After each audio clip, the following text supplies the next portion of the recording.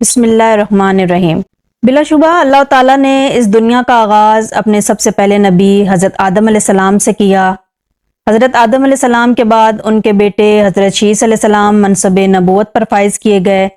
اور حضرت شیس علیہ السلام کے بعد حضرت ادریس علیہ السلام تیسرے وہ نبی ہیں جن کو اللہ تبارک تعالیٰ نے اپنے خاص بندوں میں شامل فرمایا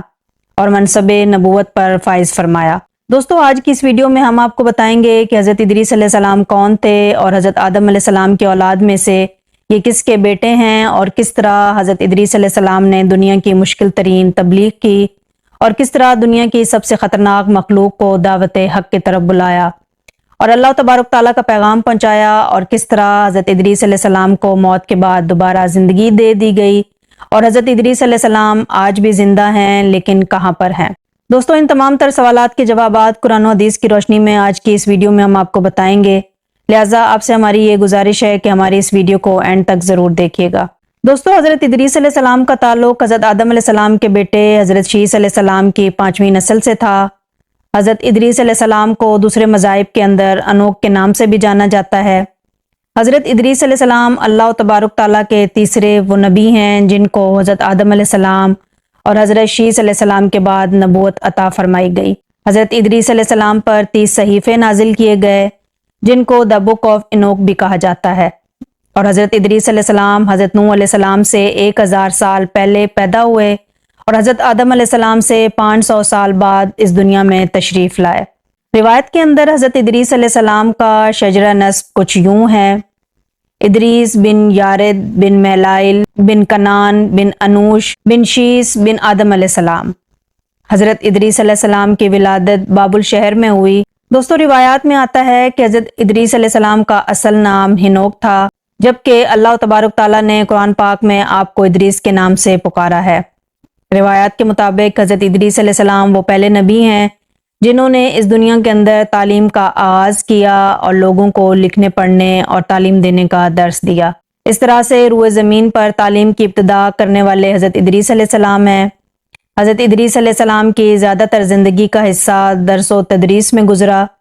اسی وجہ سے حضرت ادریس علیہ السلام کو ادریس کہا جاتا ہے۔ پیارے دوستو، جب حضرت شیس علیہ السلام اس دنیا سے رخصت ہو گئے تو ان کی وفات کے بعد شیس علیہ السلام کے ماننے والوں کی تعداد بہت کم ہو گئی، اور حضرت آدم علیہ السلام کے بیٹے قابیل کی اولاد اللہ تبارک تعالیٰ کی نافرمانیاں کرنے لگیں اور کفر و شرک اور بت پرستی کے اندر مبتلا ہو گئیں۔ اب یہ وہ دور تھا کہ جس دور کے اندر پاکیزہ رشتوں کی پہچان بالکل ختم ہو چکی تھی، اور اس دور کے اندر لوگ اللہ تبارک تعالیٰ کی وحدانیت کو چھوڑ کر بت پرستی اور آگ کی پوجا کرنے لگ گئے تھے۔ گویا اس روئے زمین پر ایک ایسا وقت تھا کہ جب شیطان اور شیطان کے ماننے والوں کا اس دنیا پر راج تھا، اور اس دور کے اندر حضرت آدم علیہ السلام اور حضرت شیس علیہ السلام کی شریعت کی مکمل طور پر نافرمانی کی جا رہی تھی، اور کھلے عام اللہ تبارک تعالیٰ کی حدوں کو توڑا جا رہا تھا۔ اس طرح جب یہ قوم طرح طرح کی برائیوں کے اندر مبتلا ہو گئی تو اس قوم کی ہدایت کے لیے اللہ تبارک تعالیٰ نے اپنے پیارے نبی حضرت ادریس علیہ السلام کو مبعوث فرمایا۔ چنانچہ جیسے ہی اللہ تبارک تعالیٰ نے حضرت ادریس علیہ السلام کو منصب نبوت پر فائز فرمایا تو حضرت ادریس علیہ السلام فوراً اللہ تبارک تعالیٰ کے حکم کے مطابق لوگوں کو اللہ تبارک تعالیٰ کا پیغام پہنچانے لگے اور ہدایت کی دعوت دینے لگے۔ لیکن یہ بدبخت قوم اس قدر گناہوں کے اندر مبتلا ہو چکی تھی کہ حضرت ادریس علیہ السلام کی تبلیغ ان کو انتہائی ناگوار گزرتی۔ چنانچہ جب حضرت ادریس علیہ السلام اپنی قوم کو حق کی دعوت دیتے اور اللہ تبارک تعالیٰ کی وحدانیت کی طرف بلاتے تو یہ لوگ حضرت ادریس علیہ السلام پر طرح طرح کے ظلم و ستم کرتے اور ان کو طرح طرح کی اذیتیں دیتے۔ اس طرح جب یہ قوم حد سے زیادہ حضرت ادریس علیہ السلام پر ظلم و ستم کرنے لگی تو حضرت ادریس علیہ السلام تنگ آ کر بابل سے ہجرت کر گئے۔ چنانچہ اس وقت حضرت ادریس علیہ السلام اور جو لوگ حضرت ادریس علیہ السلام پر ایمان لا چکے تھے یہ تمام کے تمام لوگ بابل سے مصر کی طرف روانہ ہو گئے اور وہاں جا کر دریائے نیل کے کنارے آباد ہو گئے۔ یہ علاقہ بابل سے بھی کہیں زیادہ سرسبز و شاداب تھا۔ دوستو، اللہ تبارک تعالیٰ نے حضرت ادریس علیہ السلام کو اس قدر علم عطا فرمایا تھا کہ حضرت ادریس علیہ السلام اس دور میں بولی جانے والی ہر زبان کو جانتے تھے، اور حضرت ادریس علیہ السلام ہر ایک قوم کو انہی کی زبان کے اندر ہدایت کی تبلیغ فرماتے اور حق کی طرف بلاتے۔ حضرت ادریس علیہ السلام کا ذکر اللہ تبارک تعالیٰ نے قرآن پاک میں 2 مقامات پر فرمایا ہے، جیسے کہ اللہ تبارک تعالیٰ قرآن پاک کی سورہ مریم کے اندر ارشاد فرماتا ہے، اور اس کتاب میں حضرت ادریس علیہ السلام کا ذکر بھی کریں، بے شک وہ سچے نبی تھے اور ہم نے ان کو بلند رتبے تک پہنچایا۔ دوستو، حضرت ادریس علیہ السلام دنیا کے وہ پہلے نبی ہیں کہ جن کو علم نجوم اور علم حساب بطور معجزہ عطا فرمایا گیا، اور حضرت ادریس علیہ السلام نے دنیا کے اندر سب سے پہلے قلم سے لکھنا شروع کیا، اور حضرت ادریس علیہ السلام نے ہی سب سے پہلے کپڑوں کو سلائی کر کے زیب تن کیا۔ حضرت ادریس علیہ السلام سے پہلے لوگ جانوروں کی کھال کو بطور لباس استعمال کیا کرتے تھے، اور حضرت ادریس علیہ السلام نے ہی اپنے زمانے کے اندر ہتھیاروں کو بنایا اور ہتھیار بنانے کے طریقے ایجاد کیے۔ آپ علیہ السلام نے سب سے پہلے ہتھیار بنا کر بنو قابیل سے جنگ کی۔ دوستو، اس طرح اللہ تبارک تعالیٰ نے حضرت ادریس علیہ السلام کو بے شمار ایسے علوم سے نوازا تھا کہ جن کے بارے میں کوئی تصور بھی نہیں کر سکتا، اور حضرت ادریس علیہ السلام نے اپنی زندگی کے اندر ایسی بہت ساری ایجادات کیں کہ جن سے آج بھی نسل انسانی مستفید ہو رہی ہے۔ یعنی روایات کے اندر آتا ہے کہ حضرت ادریس علیہ السلام اکثر آسمانوں کی سیر کے لیے جایا کرتے، کیونکہ آپ علیہ السلام کی ایک فرشتے سے بھی دوستی تھی،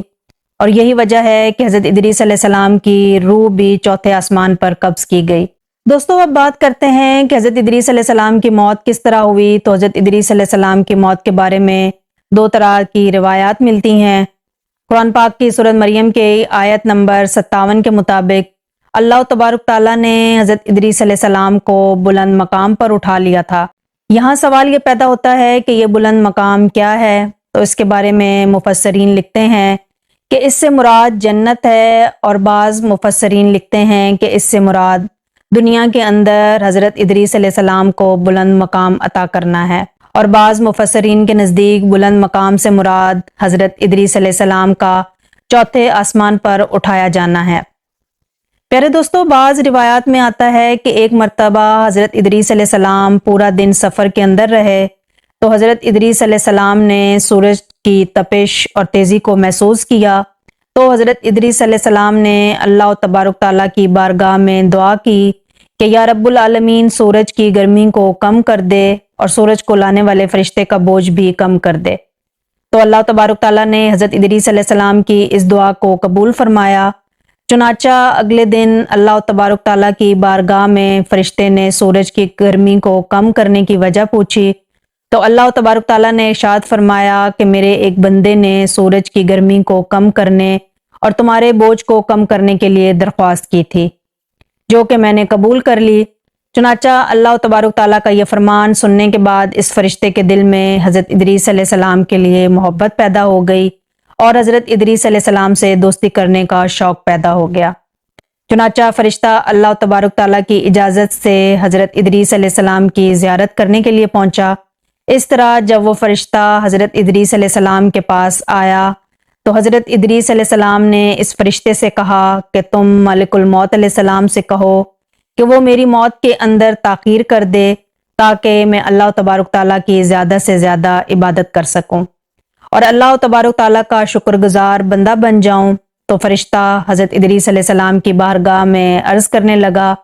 کہ ایسا ممکن تو نہیں، لیکن میں آپ کے حضرت ملک الموت علیہ السلام کی بارگاہ میں سفارش ضرور کروں گا۔ پھر حضرت ادریس علیہ السلام اس فرشتے کے ہمراہ آسمانوں پر چلے گئے، اور اس فرشتے حضرت ادریس علیہ السلام کو طلوع آفتاب کے مقام پر چھوڑ دیا، اور وہ فرشتہ حضرت ملک الموت علیہ السلام کی بارگاہ میں حاضر ہوا اور حضرت ادریس علیہ السلام کی سفارش کی۔ تو حضرت ملک الموت علیہ السلام فرمانے لگے کہ کسی کی موت میں تاخیر کرنے کا اختیار میرے پاس نہیں، لیکن میں تمہیں تمہارے دوست کی موت کا وقت بتا سکتا ہوں تاکہ وہ موت سے پہلے پہلے تیاری کر لیں۔ پھر جب مالک الموت علیہ السلام نے نظر ڈالی تو آپ نے دیکھا کہ حضرت ادریس علیہ السلام کی زندگی کا وقت ختم ہو چکا ہے اور آپ کا نام زندہ لوگوں کی لسٹ میں موجود نہیں۔ اس طرح جب یہ فرشتہ حضرت ادریس علیہ السلام کے پاس پہنچا تو اس نے دیکھا کہ حضرت ادریس علیہ السلام فوت ہو چکے ہیں، اور ایک روایت کے مطابق حضرت ادریس علیہ السلام کی وفات کچھ اس طرح ہوئی کہ ایک مرتبہ حضرت ملک الموت علیہ السلام حضرت ادریس علیہ السلام کے پاس آئے تو حضرت ادریس علیہ السلام نے ملک الموت علیہ السلام سے فرمایا کہ میں موت کا مزہ چکھنا چاہتا ہوں اور میں دیکھنا چاہتا ہوں کہ آپ روح کس طرح قبض کرتے ہیں اور موت کے وقت انسان کو کتنی تکلیف ہوتی ہے۔ تو اس وقت ملک الموت علیہ السلام نے حضرت ادریس علیہ السلام کی اس خواہش کو پورا کرنے کے لیے حضرت ادریس علیہ السلام کی روح کو قبض کر لیا، اور پھر کچھ دیر بعد اللہ تبارک تعالیٰ کے حکم سے حضرت ادریس علیہ السلام کی روح کو واپس لوٹا دیا، اور اس طرح حضرت ادریس علیہ السلام موت کا مزہ چکھنے کے بعد دوبارہ سے زندہ ہو گئے۔ اس کے بعد حضرت ادریس علیہ السلام نے جنت اور جہنم دیکھنے کی فرمائش کی، تو اللہ تبارک تعالیٰ کے حکم سے حضرت ادریس علیہ السلام کو جہنم اور جنت کی سیر کرائی گئی۔ جب حضرت ادریس علیہ السلام جنت کے اندر داخل ہوئے اور اللہ تبارک تعالیٰ کی نعمتوں کو دیکھا، تو حضرت ادریس علیہ السلام اللہ تبارک تعالیٰ کی نعمتوں کو دیکھ کر بہت خوش ہوئے۔ اس طرح حضرت ادریس علیہ السلام جنت کی سیر کر رہے تھے تو حضرت ملک الموت علیہ السلام آپ کی بارگاہ میں عرض کرنے لگے کہ اے اللہ تبارک تعالیٰ کے نبی، اب دنیا کے اندر اپنے مقام پر واپس لوٹ جائیں۔ تو اس وقت حضرت ادریس علیہ السلام نے فرمایا کہ میں اس جنت کے اندر ہی رہنا پسند کروں گا، کیونکہ اللہ تبارک تعالیٰ کا حکم ہے کہ ہر جان کو موت کا مزہ چکھنا ہے، تو اللہ تبارک تعالیٰ کا یہ حکم پورا ہو چکا اور میں موت کا مزہ چکھ چکا۔ اور اللہ تبارک تعالیٰ کا یہ بھی فرمان ہے کہ جب وہ جسے جنت میں داخل کر دے گا تو دوبارہ اسے جنت سے نہیں نکالے گا، لہٰذا اب میں جنت میں ہی رہنا چاہتا ہوں۔ تو اس وقت اللہ تبارک تعالیٰ کی طرف سے ندا آئی کہ حضرت ادریس علیہ السلام کو جنت ہی میں رہنے دیا جائے، کیونکہ ان کی قسمت میں یہی لکھا تھا۔ اور اللہ تبارک تعالیٰ نے ارشاد فرمایا کہ یہ سب کچھ میری ہی رضا سے ہوا ہے، ان کو یہیں پر رہنے دیا جائے۔ پیارے دوستو، اس طرح حضرت ادریس علیہ السلام کو مرنے کے بعد دوبارہ زندہ کر دیا گیا، اور حضرت ادریس علیہ السلام دوبارہ زندہ ہونے کے بعد اللہ تبارک تعالیٰ کی رضا کے مطابق جنت میں تشریف لے گئے۔ میں امید کرتی ہوں کہ آپ کو آج کی ویڈیو بھی پسند آئی ہوگی۔ اگر ہماری ویڈیو پسند آئی ہو تو ہمارے چینل کو سبسکرائب کریں اور کمنٹ سیکشن میں اپنی رائے کا بھی اظہار کرنا مت بھولیے گا۔ ملتے ہیں نیکسٹ ویڈیو میں، مجھے دیں اجازت، اللہ حافظ۔